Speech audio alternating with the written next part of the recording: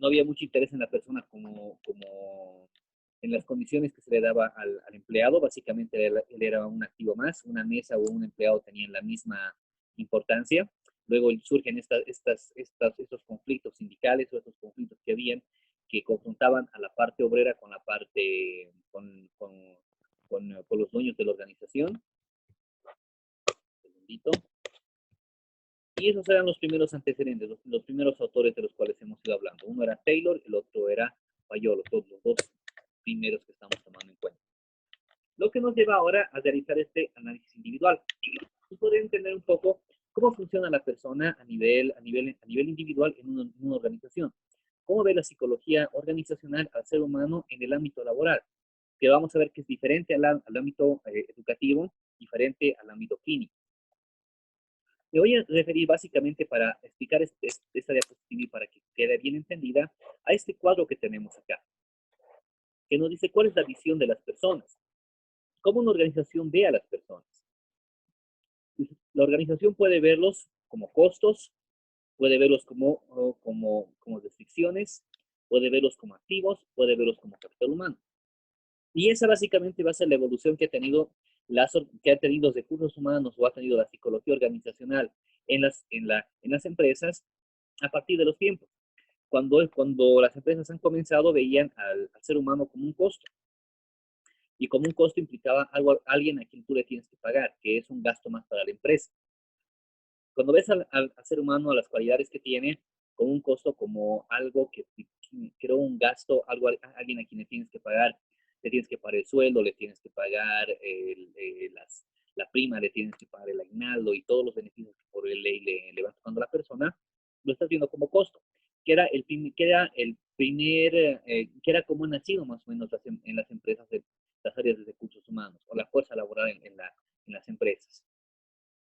Luego de ello pasamos a ver a las personas como restricciones, donde pueden haber dificultades que pueden ser fuerzas restrictoras que inhiban el trabajo que se tendría que realizar. Esto en esa etapa que vimos donde hay una confrontación entre la fuerza obrera o la fuerza de la empleada con la fuerza empleadora, con el dueño de la empresa. Esas restricciones generaban dificultades a nivel organizacional que no dejaban que la empresa pueda crecer o pueda ir avanzando. Un segundito.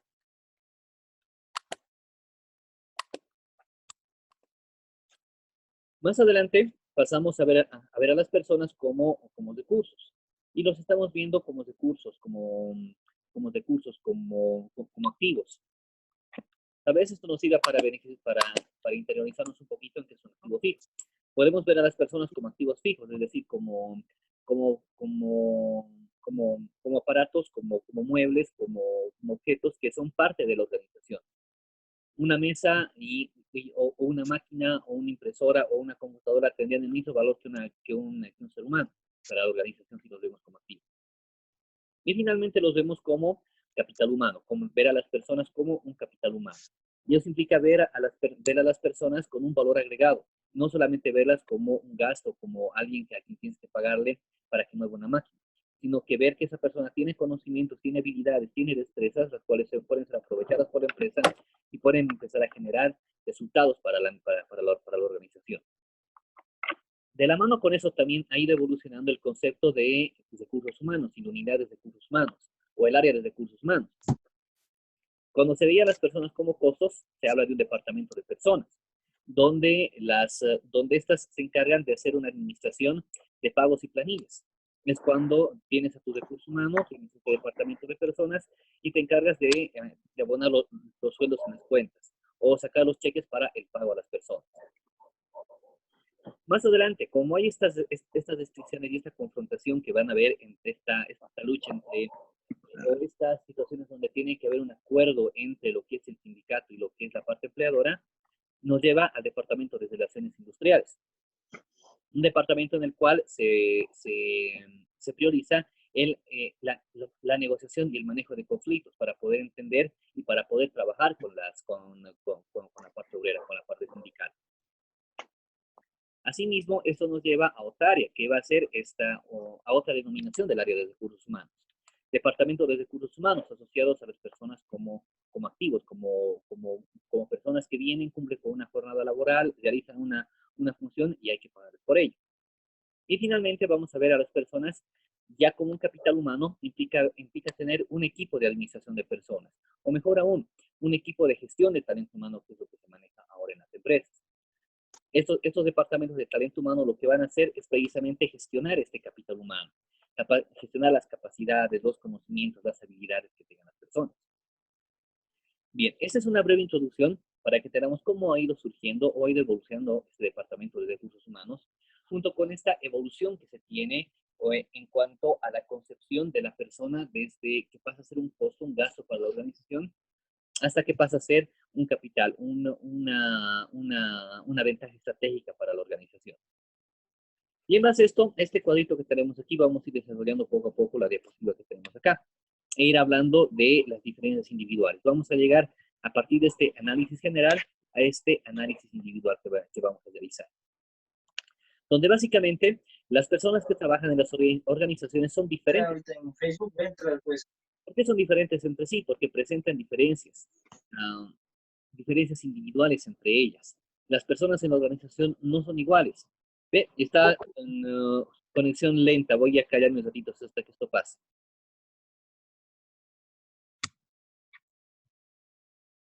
Bien, cuando aparezca ese mensaje de conexión lenta, chicos, es probable que mi voz no se escuche de manera clara o que se vaya No, acaso no. Bien, continuamos. Las personas que trabajan en las organizaciones son diferentes. ¿Ya? Puta, hermano, ¿sabes qué? Alguien tiene su micrófono habilitado, por favor, si lo pueden cerrar. El Zoom grave este.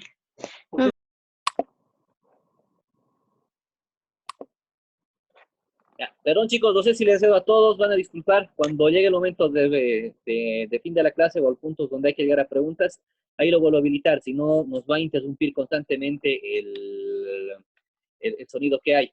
Sin embargo, si alguien tiene alguna pregunta, a medida que vayamos avanzando puede habilitar su micrófono y hacerlo. Bien, entonces las personas que trabajan en las organizaciones son diferentes entre sí, porque presentan diferencias. A esas diferencias van a ser las diferencias individuales a las que vamos a llamar. Y esas diferencias, van a ser evidenciadas mediante ¿qué? Mediante el aspecto físico, mediante el temperamento, mediante conocimientos, habilidades, destrezas, pensamientos, emociones, comportamiento y entre otros. Entonces, vamos a ver ahora algunos ejemplos en cuanto a estos elementos que tenemos. En cuanto al aspecto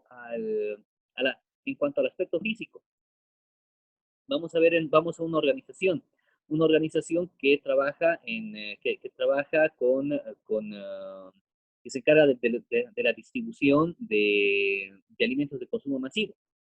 El aspecto físico va a jugar diferencia, porque aquí voy a mandar para que me haga estos pedidos, para que levante las cajas y las cargue al camión.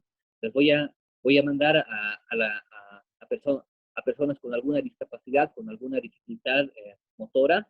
Probablemente no, voy a tener que mandar a personas que puedan trabajar con este peso.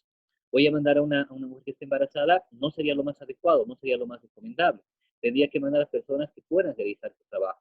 Quiero que pasen por un examen médico, que no tengan problemas en la columna vertebral, que no tengan hernias por el peso que tienen que alzar, que no tengan dificultades motoras, porque eso puede ir en contra de la salud de la persona y también puede ir en contra de la empresa, porque si la persona cae delicada, es malo para la persona y es malo para la empresa porque ambos nos vamos perjudicando. La persona porque su condición física puede agravarse y puede ser un perjuicio para su familia y para mí, para la empresa, porque voy a tener una persona que está parada, que si bien no puede realizar ese trabajo físico, pero puede realizar algún otro trabajo. De la misma manera, el aspecto físico también seguramente va a contar para algunos rubros que son que le dan mucha prioridad a ello, como por ejemplo el rubro del modelaje o el rubro de la televisión. Si ustedes ven los canales de televisión, los programas que hay en la mañana, que hay en la tarde, valoran bastante la parte del aspecto físico, que es una diferencia individual entre las personas. Dependiendo del rubro, esta parte del aspecto físico lo podemos tener como un tema de salud, como un tema de una buena condición física, o un tema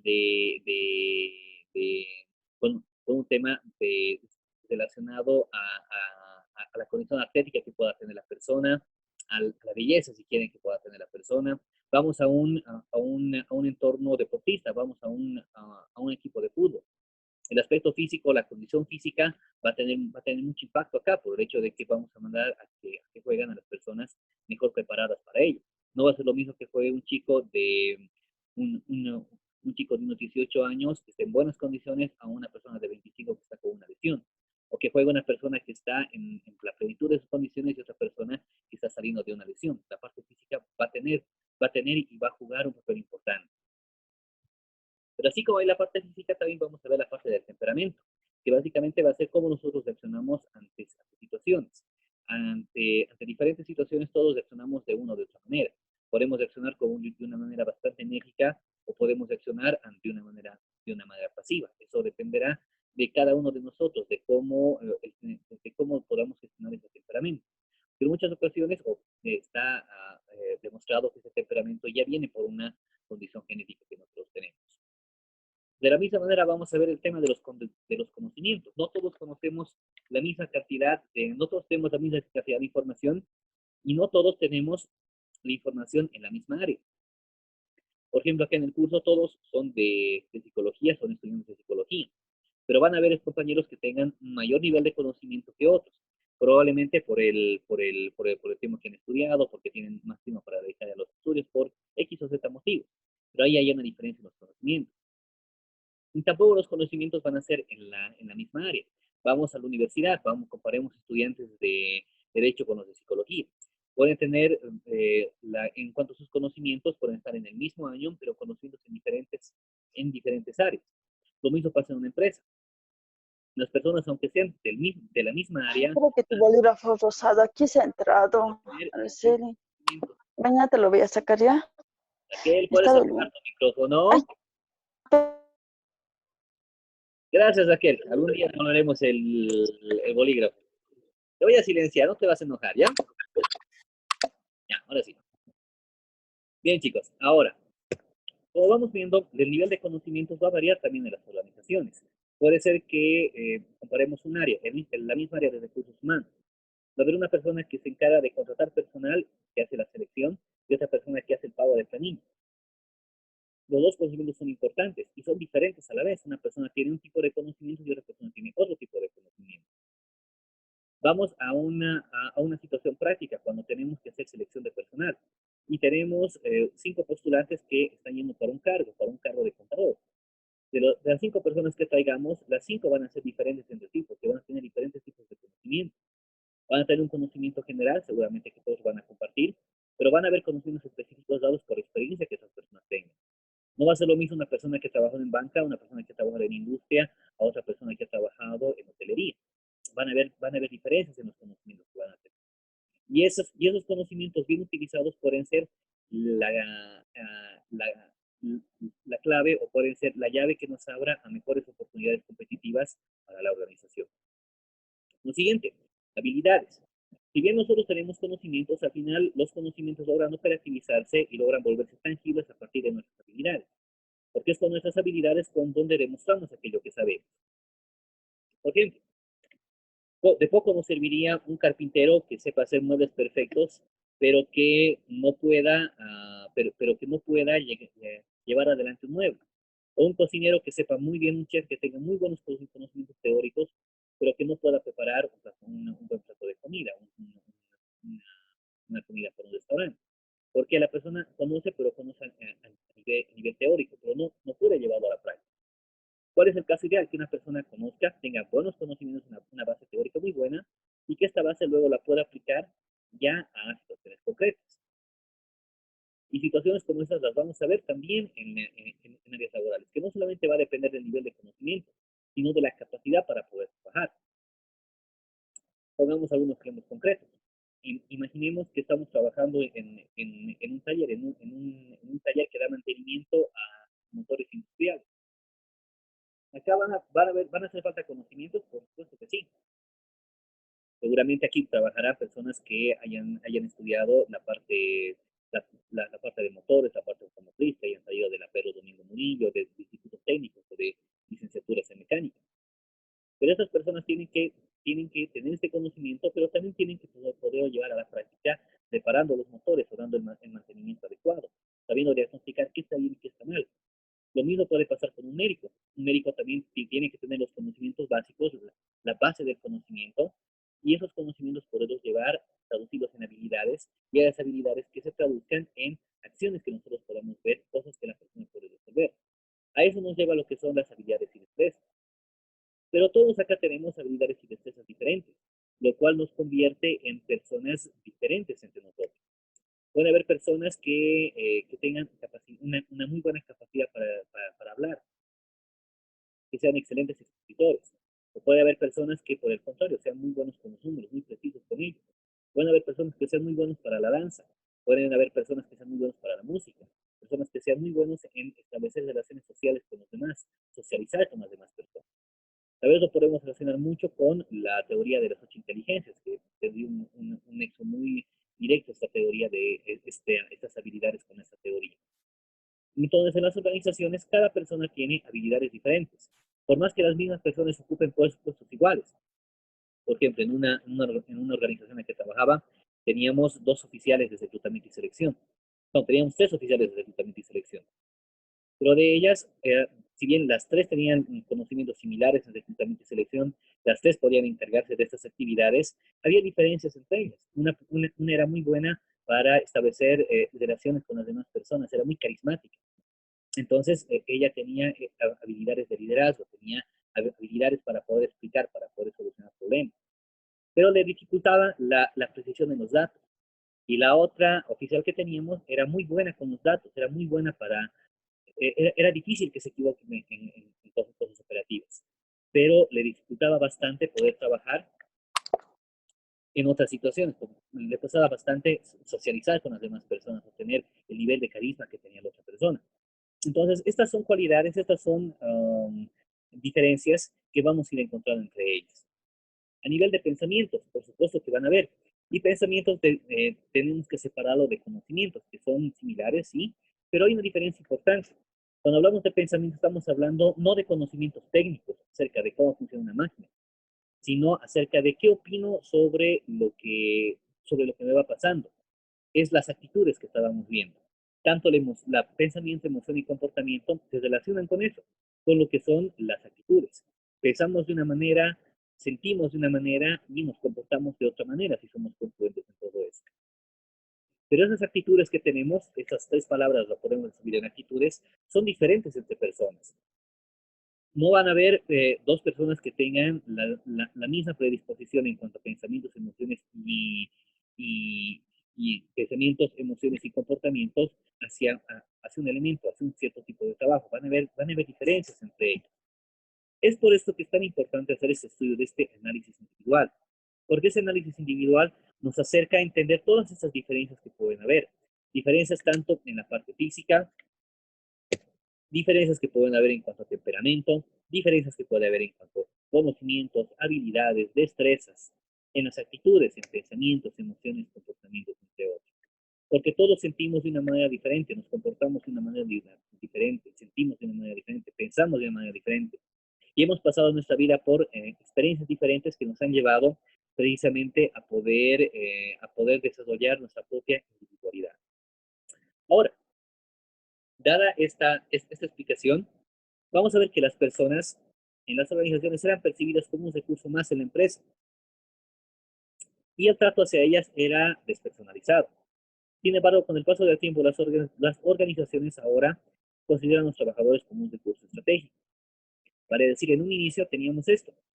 Y en un inicio pasábamos ver a las personas tal vez como costos, verlas como problemas, verlas como activos, porque no había un trato especial hacia la persona. No se consideraba que esas diferencias individuales, bien gestionadas, los pueden llevar a tener una ventaja hacia las demás empresas. Supongamos que tenemos a muy buenos vendedores, tenemos a vendedores que tienen muy buenos conocimientos sobre productos, sobre las zonas, sobre el lugar.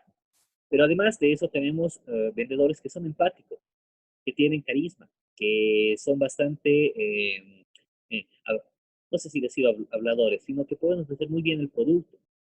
Tener ese tipo de vendedores puede ser que la organización tenga una ventaja competitiva sobre otra organización. Si yo tengo que si yo traigo productos del extranjero y tengo que venderlos en el garcilaso.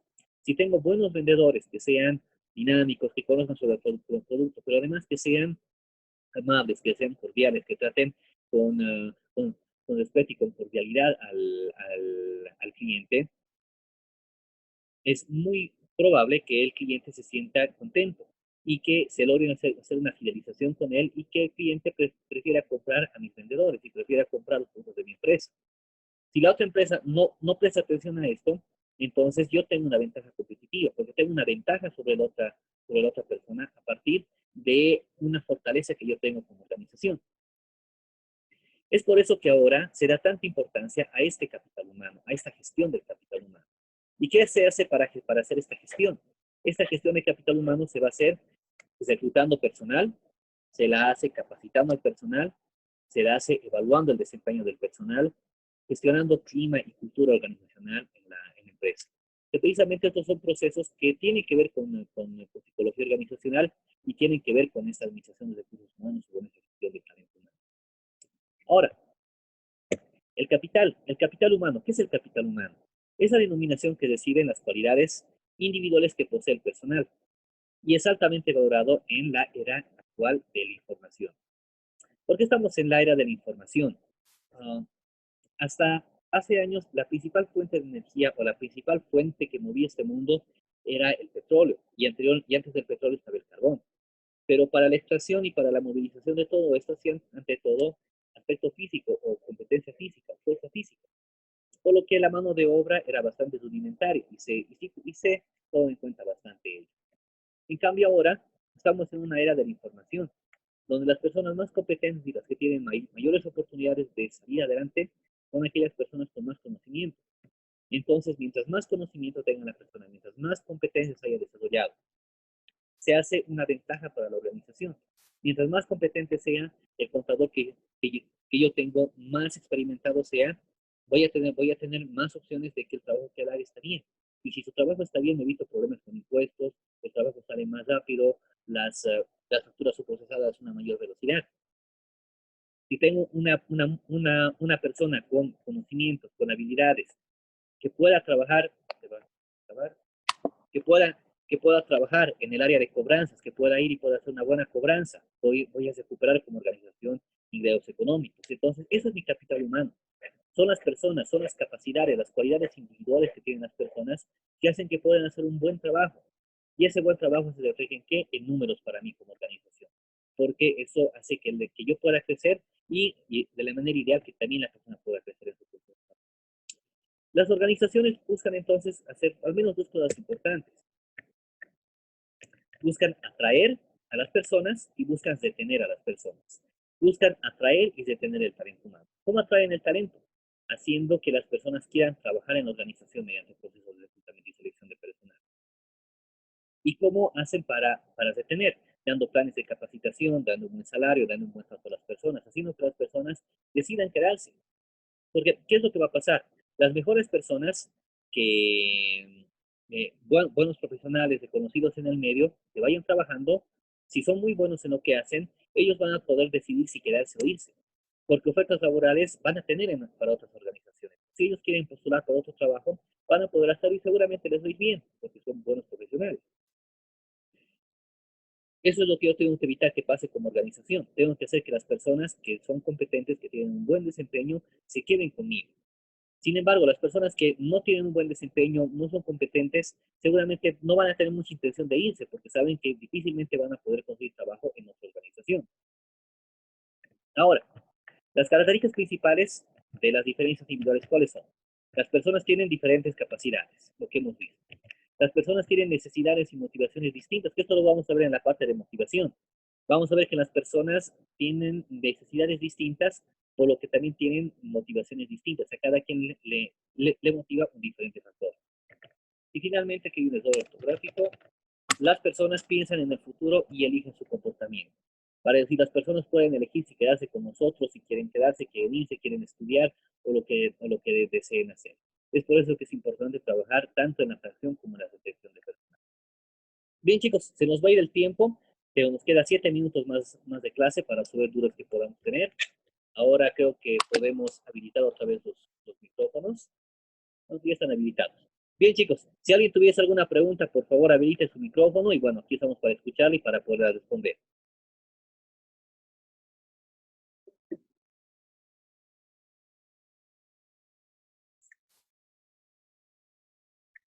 No, nada, no hay preguntas.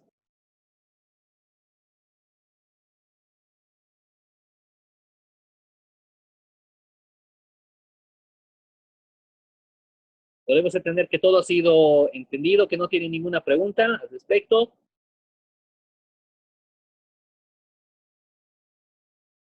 Bien, chicos, voy a tomar su silencio como un sí entonces, ¿ok? Bien, les explico un poquito acerca del trabajo. Nos vamos a hacer un trabajo ya para el final del semestre, donde vamos a integrar todo lo que estamos viendo en psicología organizacional en una sola actividad que ustedes van a realizar cuando ya llegue el siguiente parcial. Estimo poder avanzar un poco más sobre lo que es psicología organizacional, llegar hasta la parte de los grupos y a partir de eso, pues trabajar con ustedes y hacer un pequeño trabajo sobre los temas que estamos trabajando. Bien, chicos, eso sería todo por el día de hoy. Que tengan una buena noche.